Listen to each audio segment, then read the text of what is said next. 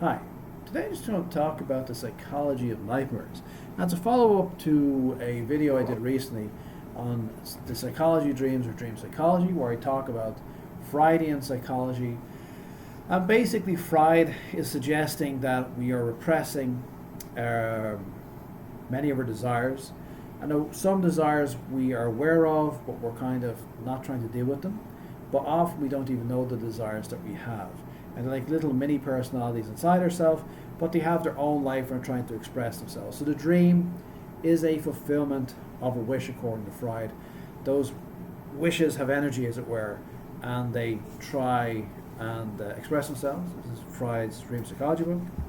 An example or way of showing you how these thoughts find their ways upwards. I'll give you a little diagram which you here.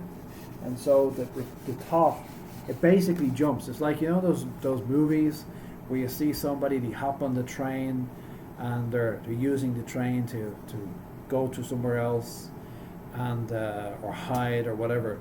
So the dream is like that. So there's two major processes, which are either condensation, which is metaphor, or displacement, which is metonymy. Metonymy is always boring, metaphor is always interesting. And so metaphors where I'll have maybe one person in a dream and I'll see them as many different things in the one person. And it's a way of taking a whole bunch of people and ideas and putting them together. And the displacement is usually about taking something that's causing us anxiety or stress and making it less important and pushing it away. And those two aspects of metaphor and metonymy, of condensation and displacement, are at work in the dream so that we can deal with different issues. So those naughty thoughts are grabbing an innocent thought. So for example, I gave the example in the last video of somebody dreaming of their dad who's a beard and he loved their dad, but the dad's being nasty. How is that happening? What's happening is maybe their boss also has a beard, but they don't see their boss. They don't want to see their boss. But that anxiety thought is there. And so a thing called the inner critic, or also otherwise known as the superego by Freud, is saying, no, you're not allowed in. You're like the bouncer at the door of a bar or a nightclub or something. No, that anxiety thought about your boss, you're not allowed in. So what that anxiety thought does, symbolically, is it jumps on, hey, there's your dad, he also has a beard. I'll be behind him. So when you dream, you see, there's your dad with the beard, but he's speaking like your boss. Okay? That's a metaphor. So getting back, that's a kind of summary of what happened in the last video. So getting back then to the psychology of nightmares. Why do we have nightmares? When we're having a nightmare, it simply means that the anxiety, too much anxiety, is escaping. So these things that we're having difficulty, we tend to have a lot of difficulty with trauma. And trauma could be, I lost my job, I don't know, I can't deal with it.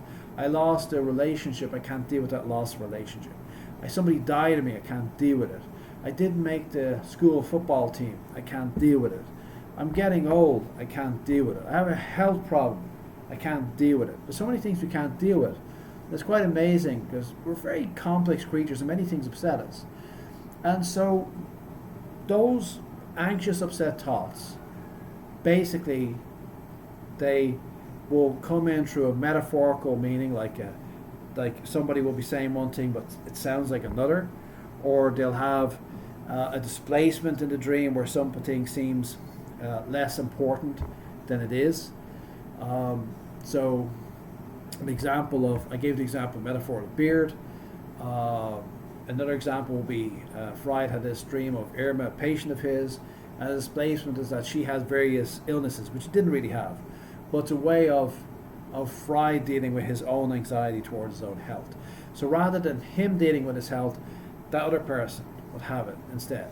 So you might have, from a displacement point of view, from a metonymy point of view, you might have an issue, but instead of, say, person A, you have an issue with person A, person B has it. So like your auntie, for example, has a certain problem. So that's like a displacement.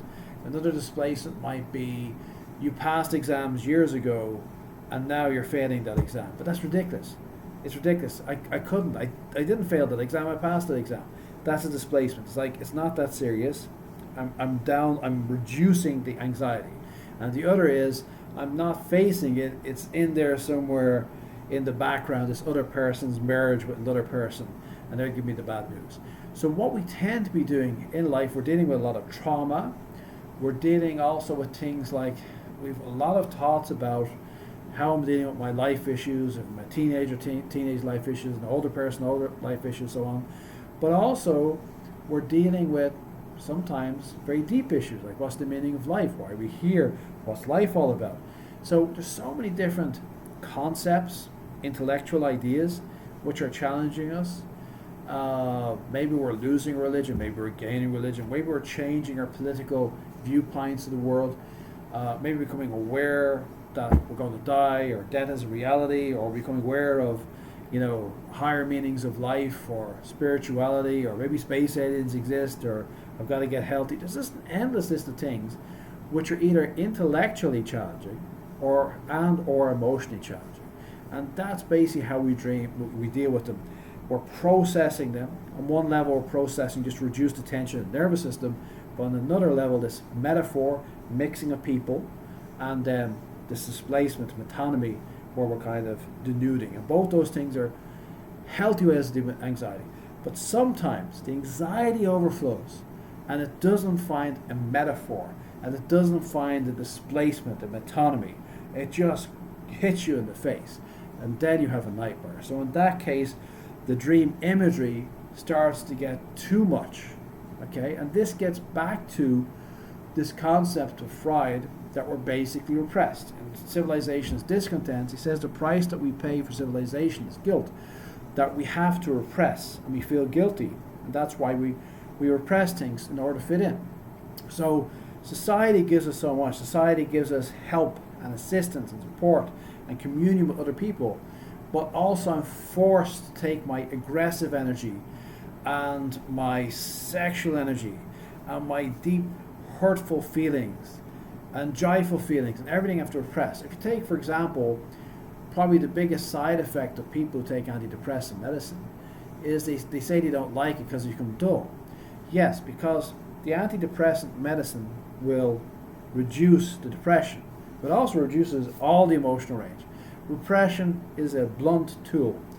And from Freud's point of view, if you look at his work, I have somewhere of a video there on his 1915 lecture on repression. Repression doesn't work very well. It's a blunt tool. It's a tool used by our mind all the time to deal with issues and fit in. And drugs are also like that. They tend to, it doesn't just reduce the bad stuff, it reduces the good stuff, which is one reason why a lot of people don't like staying on antidepressants for a long time. But also, in a way, we're all on a cultural antidepressant in that we're trying to fit in. And the problem is, in the process of fitting into society, we can't stand out. And so we become dull. And that's this whole thing of, where I came from, for example, in Ireland, Christmas was always kind of boring. There was Christmas Day was big excitement, and we had the meal, and a lot of households, and people have a fight after the meal. Not in their household, but a lot of households. And often there's a lot of dull and boring. I remember growing up, Sundays were incredibly dull and boring. And I think a lot of people feel there's a lot of tedium in their lives. And the tedium you're actually having in your life is repression.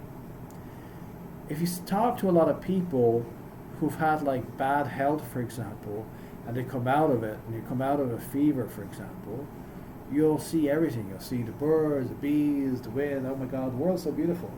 Same world, but how come you're so happy to be alive? Because you're not repressed anymore.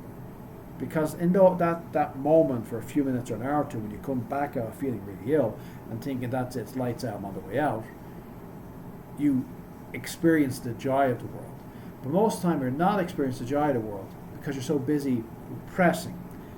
Unconsciously, subconsciously, you're repressing yourself in order to fit in with society. And that's just, it is what it is. And things like the dream is a way of dealing with all that processing of the things I'm confused about, the things I'm unsure about. What's my belief in this? What's my belief in that? What do I really think? What do I really feel? And often we're far more intellectually challenged, like our belief system or perception of the world causes a lot of worry and concern because we're not sure if the world is the way it is. We're often challenged by the world. And then emotionally, many things hit us really badly and we're really strongly emotionally affected. And so all of that stuff is processed by the dream. The dream is a way of de-escalating the mental emotional tensions. But if the tension is too high, the anxiety is too high, then that dream imagery starts to become wild. And as it becomes wild, then you'll start to have a nightmare. Now, if you're having a lot of nightmares, well, there's things you have to look at on that. Obviously, you know, if a person has been through something very traumatic, like a war or a major accident or something, they might have a lot of nightmares and take a while to settle down. If you're having nightmares night after night after night, week after week, month after month, it might be something to look at talking to a counselor or a therapist. And of course, you have to look at your physical health too, because often physical health, you know, you might have something wrong with you, and it's coming out in the dream, and the dream is telling you, hey, look, there's some problem here. But in general, it's not bad to have a nightmare. It's simply anxiety overreaching, and you know, we can't deal with raw emotion. That's why we're repressing so much all the time. You just can't deal with the raw emotion. It's too much. It's too shocking, and that's part of being a human being. And so we have to gently deal with different issues and so on. So it's fine to have the odd nightmare. If you're having a lot of nightmares for a long period of time, it probably means you're stuck somewhere, you're traumatized and stuck on some issue. And probably the best way forward is to find a good counselor or a therapist and look at it. And of course, you can also look at things like diet and so on. Sometimes people are, you know, having a diet that's affecting them. And of course, there's a few mechanical things. I have noticed over the years, for example, that sometimes if I was, you know, sleeping, you know, lying down, the back of my head, there's tension in the back of my head, I might have a very vivid dream or even a nightmare, because you put a lot of pressure on the occiput, it can overstimulate that optical side of your mind. Things like eating cheese and so on, apparently it does create nightmares. So there are things like your eating habits. You might have a physiological problem, of course, like a lot of people with sleep apnea, and you're basically dying while sleeping, so you might be having all sorts of nightmares because you're not breathing properly. So you have to check out the biology stuff, but the odd nightmare is fine. If you're having a lot of repetitive nightmares, check out things like your biology.